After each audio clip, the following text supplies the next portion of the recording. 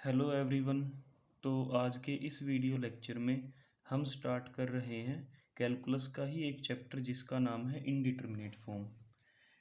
इस चैप्टर में हम सीखेंगे कि डिफरेंट डिफरेंट टाइप के क्वेश्चंस में लिमिट कैसे निकाली जाती है।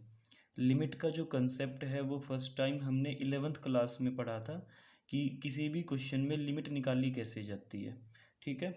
अब यहाँ पे हमारा जो स्टैंडर्ड है वो थोड़ा सा अप हो जाएगा पहले के कंपैरिजन में।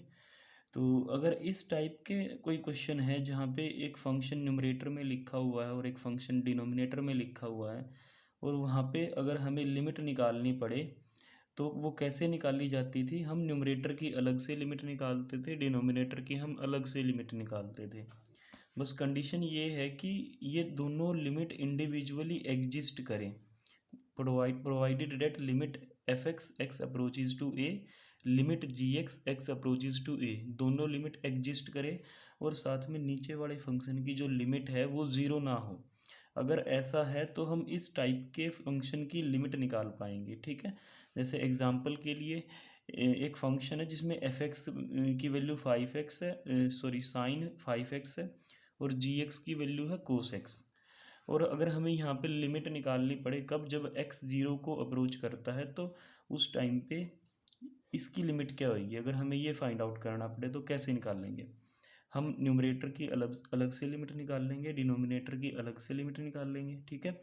अब जैसे यहाँ पे साइन ज़ीरो करेंगे तो वैल्यू क्या आएगी ज़ीरो, और कोस ज़ीरो करेंगे तो वैल्यू क्या आएगी वन आएगी, और ज़ीरो बाई वन क्या होता है ज़ीरो होता है। ठीक है। तो इस तरीके से हम लिमिट फाइंड आउट कर सकते हैं। लेकिन कई केसेस ऐसे भी है जहाँ पे ये फार्मूला होल्ड नहीं करता अच्छे से। तो उसका एक एग्जांपल है limit x approaches to two x square minus four divide by x minus two. इस क्वेश्चन में अगर हम x को टू पुट करते हैं तो ऊपर टू स्केयर यानी कि फोर माइनस फोर जो कि ज़ीरो हो जाएगा, और नीचे टू माइनस टू वो भी क्या हो जाएगा ज़ीरो हो जाएगा। तो ये जो फॉर्मेट जो बनेगा ये ज़ीरो बाई ज़ीरो फॉर्म का हो जाएगा। ठीक है। तो यहाँ पे वो जो ऊपर हमने क्राइटेरिया पढ़ा वो फेल हो जाता है, क्योंकि यहाँ पे डिनोमिनेटर की जो लिमिट है वो ज़ीरो आ रही है और वहाँ पे क्या लिखा हुआ है, जो डिनोमिनेटर जो फंक्शन है उसकी लिमिट ज़ीरो नहीं होनी चाहिए। ठीक है।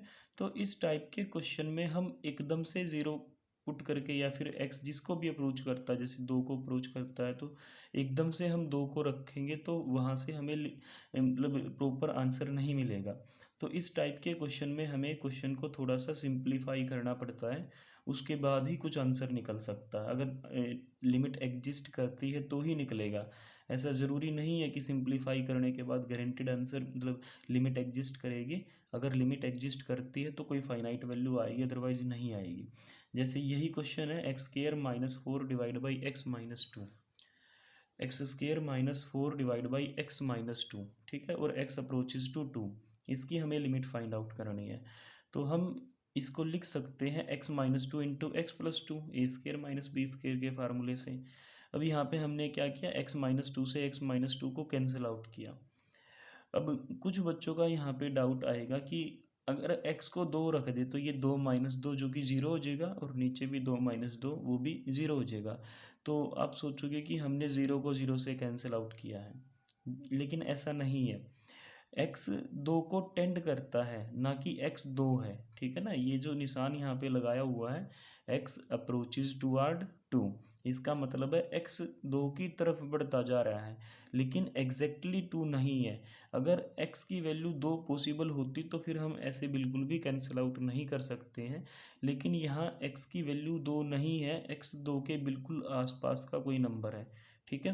तो x माइनस टू और x माइनस टू इसीलिए कैंसिल आउट करे जा सकते हैं यहाँ पे, क्योंकि x दो नहीं है, x दो के बिल्कुल नज़दीकी कोई नंबर है। ठीक है। और ये दोनों कैंसिल आउट हो जाएंगे तो यहाँ से हमें क्या मिलेगा, limit x approaches to toward two x plus two. अब इसमें टू रखने से हमें क्या मिलेगा, टू प्लस टू यानी कि फोर।